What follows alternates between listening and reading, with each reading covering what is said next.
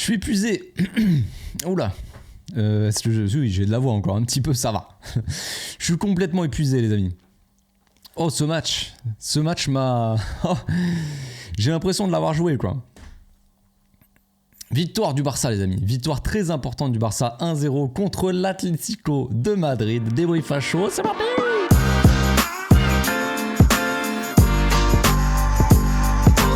Au passage, n'hésite pas à nous rejoindre si c'est pas encore fait et à partager la chaîne autour de toi, ça fera plaisir à tonton. Quel match incroyable pour beaucoup de raisons, mais déjà parce que la victoire, la fin de match était très tendue parce que forcément l'Atlético a poussé, on avait des joueurs, un Barça en général un peu plus fatigué en fin de match et qui a quand même pas mal subi, hein, on va pas se mentir, les 20 dernières minutes c'était assez chaud et on a tenu avec le El Grande Iñaki Peña, incroyable. On m'avait dit dans l'avant-match en live, est-ce que t'as pas un petit peu peur avec Iñaki Peña dans les cages ? Je crois que tu as la réponse, frérot.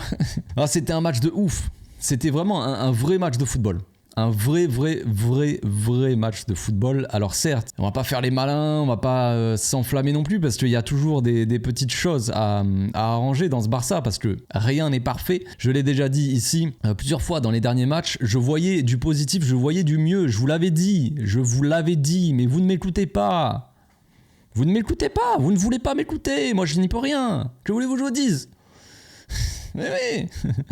Le match nul contre le Rayo Vallecano, je vous ai dit, il y a du positif. Certes, le résultat n'est pas bon, mais on voit quelque chose de positif qui est en train de se faire au milieu. Je vois des petites choses, je suis en train d'entreapercevoir la lumière au bout du tunnel. Elle est peut-être loin, la lumière, mais on voit quelque chose de mieux. Et on est venu me dire, tu vois toujours du positif, t'es bidon, je sais pas quoi. Eh oui, ben oui, je vois toujours du positif.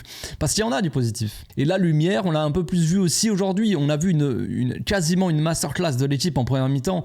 Un milieu de terrain monumental en fait. C'est ça le truc. C'est ce que j'ai dit sur Twitter. Est-ce que c'est un hasard si le Barça a fait voire la meilleure première mi-temps, la meilleure mi-temps tout court de ce début de saison, voire même depuis bien longtemps sous Xavi? Est-ce que c'est un hasard si en même temps le milieu est en train de marcher complètement sur l'eau, en train de flotter, de s'envoler tel des hirondelles? C'est magnifique. On a eu un Frenkie, un Gundogan et un Pedri, mais masterclass en première mi-temps principalement, mais une masterclass de milieu de terrain, de la disponibilité, du mouvement, de la qualité technique dans les petits espaces, du jeu risqué aussi. Les joueurs ont osé. On a vu dans les intentions, dans ce que les joueurs ont fait sur le terrain, ils ont posé sur le terrain tout ce qu'ils avaient et ça fait plaisir. Oui, c'est beau à voir. C'était beau à voir, un jeu de passe un peu risqué, les joueurs ont osé dans des petits espaces jouer tout le temps vers l'avant, des 1-2, des joueurs disponibles, un Joao Félix en feu contre son ancienne équipe qui avait envie de prouver quelque chose, évidemment, qui s'est fait découper tout le match, mais bon bref. Ça c'est normal, mais qui en plus venait apporter beaucoup de soutien au milieu de terrain, beaucoup de disponibilité. Ça faisait un milieu à 4 avec un joueur Félix qui apportait cette petite qualité technique, cette petite accélération comme ça, un Pedri qui a une qualité technique monumentale, un Gundogan en pivot. Cela, Gundogan était principalement joué comme pivot, mais pas que. Il y a tellement de choses à dire dans ce match, les gars, je suis en train de partir dans tous les sens, j'ai envie juste d'hurler. Mais Gundogan était principalement pivot avec un Frenkie très actif et qui jouait un peu plus haut que d'habitude d'ailleurs et qui a beaucoup aidé par ses percées comme ça plein axe. Mais de temps en temps aussi justement un Frenkie qui jouait un peu plus haut avec un Gundogan plus bas, mais de temps en temps ça a inversé. On avait Gundogan qui se permettait de monter, quand Frenkie jouait un peu plus bas, un Pedri, ça a échangé les rôles. On avait une équipe qui changeait ses positions, un milieu qui changeait ses positions et on continuait à avoir cette fluidité dans le jeu. C'est beau à voir tout simplement. Et ça n'est pas un hasard si on a marché sur l'Atlético Madrid, une équipe qui est quand même très très forte cette saison. On va pas minimiser la victoire ici. Peut-être que certains le feront évidemment parce qu'ils auront envie de venir apporter leur négativité. Mais on peut pas minimiser une victoire contre un Atlético Madrid alors qu'il y en a beaucoup qui ne pensaient pas qu'on gagnerait déjà, et surtout avec la manière, dans le sens où on a vraiment été dominateur dans le jeu. Une grande partie du match. Des sorties de balles propres, une défense solide, et le problème, on va y venir. De toute façon, je l'avais dit, ici, notre problème, c'est l'attaque. Une attaque qui a du mal à être efficace. Combien d'actions on a eu ce soir ? Combien de actions vraiment dangereuses, hein. Pas des actions, on s'est approché de la surface et on s'est loupé, le tir est contré, mais non. Vraiment des actions concrètes. Combien on en a eu? On n'en a pas eu 15 peut-être, pas 15, mais on en a eu quelques-unes. Mais un Robert Lewandowski, j'ai pas envie de l'accabler, le Robert. J'ai pas envie de l'accabler. Contre Porto, il avait pas beaucoup tenté. Il avait pas reçu beaucoup de ballons. Cette fois-ci, quand il a participé au jeu, Robert, c'était pas dégueulasse. Ouais, je te vois, ouais, mais non, calme-toi, frérot, on a gagné ce soir. Détente, prends une petite camomille, ce que tu veux, une petite tisane, tranquille. Tu mets ton petit plaid, ta petite robe de chambre, là, tranquille, tu prends ton petit thé et tu m'écoutes. Laisse-moi finir ma phrase. Robert, on l'attend à la finition. En ce moment, la finition, il est cataclysmique. Mais ce qu'il y a aussi en ce moment, c'est que quand il participe au jeu, c'est un poids mort pour l'attaque. C'est-à-dire qu'il tire l'attaque vers le bas, il gêne les actions généralement, il ralentit les actions, il fait les mauvais choix, il garde trop la balle, tout ça. Et là, c'est pas ce qu'il a fait dans le match. Il a apporté de temps en temps des solutions et il a orienté le jeu. J'essaie de trouver du positif, les gars. Laissez-moi tranquille. Je te vois derrière ton écran là. Non, calme-toi. Robert, il s'est proposé et cette fois-ci, il a aidé l'équipe dans le jeu. Le problème, c'est qu'il était encore pire à la finition. Et que le problème, c'est qu'on l'attend à la finition, Robert. Robert, qu'est-ce que tu fais ? Qu'est-ce que tu fais? La dernière action, là, il arrive dans la surface. Petit dribble, fin de tir. Hermoso, il est parti faire ses courses. Il est rentré chez lui direct. Allez, hop. Un vol direct pour Madrid, première classe. Hop, il s'est envolé. Enfin, on l'a plus vu. Et Robert, qu'est-ce qu'il fait?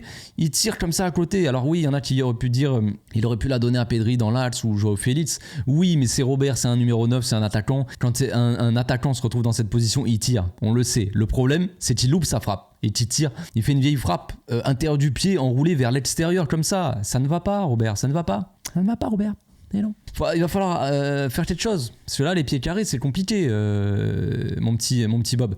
Donc là, il y a du positif. Mais on espère vraiment retrouver une attaque parce que il y en a qui me disent ouais non Robert c'est pas uniquement si tu changes de coach comme si tu allais changer de coach et que Robert allait claquer des triplés sur triplés, mais regardez la confiance du gars quoi. Et c'est pas Xavi qui lui a enlevé sa confiance les gars. Oui vous allez me dire tu défends Xavi, on s'en fout, c'est pas le sujet là. Juste question de dire que Robert est en manque de confiance là, ça se voit. Et si on a un Robert à 100% de ses moyens en pleine confiance, ce soir il met un doublé, voire peut-être un triplé, je ne sais pas. Et le Barça gagne beaucoup plus facilement ce match. Et on n'a pas besoin de stresser là, de hurler jusqu'à la fin du match. Ah, redescends, Ronald.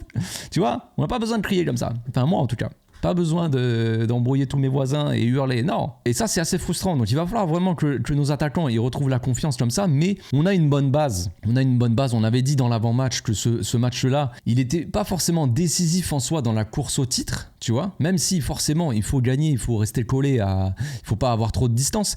Mais c'est surtout mentalement que cette victoire-là, elle fait du bien. Parce que non seulement on s'est facilité les choses, on a marché sur l'équipe au milieu. On a eu un milieu mais masterclass, c'était vraiment c'est trop quoi, c'était tellement beau quoi à voir. Vraiment un milieu qui se trouve comme ça, c'est ça qu'on veut voir, c'est ça le jeu du Barça, tu vois, que tout le monde attend. J'imagine qu'il y en a les plus sceptiques qui disaient ouais le Barça c'est fini, il joue plus comme avant machin. Bon, on va pas pouvoir jouer comme avec Messi, Xavi, Iniesta les gars et Busquets, non, faut se détendre. Mais on s'est approché quand même d'un très beau football ce soir, ça on peut le dire de toute façon. Maintenant, il va falloir trouver de l'efficacité devant. Voilà, je ne sais pas quoi dire d'autre, de toute façon, il n'y a rien à dire de plus. Derrière, on a été solide. Ronald toujours là, Koundé qui a fait son match. Koundé, il faut souligner d'ailleurs dans l'avant-match en live, j'avais dit Koundé les gars, rêvez pas, il va jouer dans l'axe encore. Il y en avait qui me disaient faut que Koundé joue à droite. J'ai dit oui, il faut qu'il joue à droite, mais il ne veut pas jouer à droite. Et surprise, Cindy, il a joué à droite. C'est beau Koundé qui a mis peut-être son nez de l'autre côté, qui a joué à droite et qui a sorti un très gros match. Koundé à droite, il est meilleur à droite. Il s'est même enflammé à faire des grandes montées, à se rendre disponible pour Rafinha et on va finir avec Rafinha d'ailleurs je pense. Koundé c'est bon, on en a parlé, il a fait un bon match. Christensen qui a remplacé d'ailleurs Inigo Martinez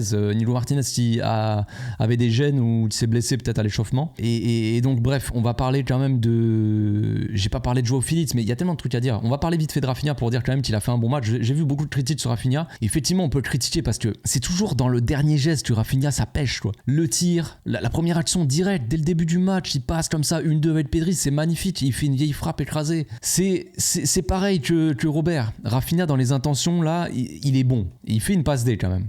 Donc déjà il n'a pas fait un mauvais match. Il a été décisif dans le résultat, dans la victoire. Et ça, c'est bon à prendre. Psychologiquement aussi, pour lui, c'est bon à prendre. Il a fait plutôt un bon match, très, très agressif dans son pressing, une intensité folle, un pressing remarquable aussi de la part du Barça. faut le noter. Mais on verra tout ça dans l'analyse demain, il y a de quoi faire.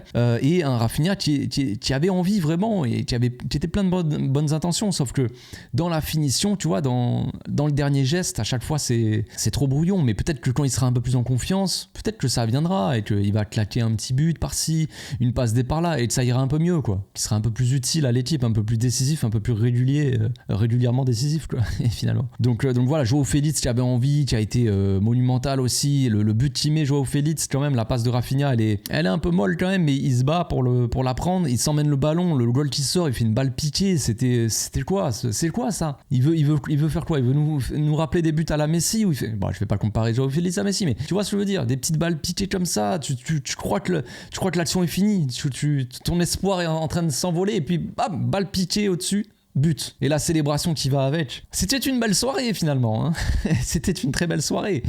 On va finir sur un grand merci à Iñaki Peña, les amis. Un grand merci à Iñaki Peña qui nous a sauvé le coup franc de Memphis qui part en lucarne et qui l'arrête, il l'envoie sur la barre, il s'envole dans le ciel de Barcelone pour nous faire rêver. C'est grand. C'est grand ce qu'a fait Iñaki. Très grand.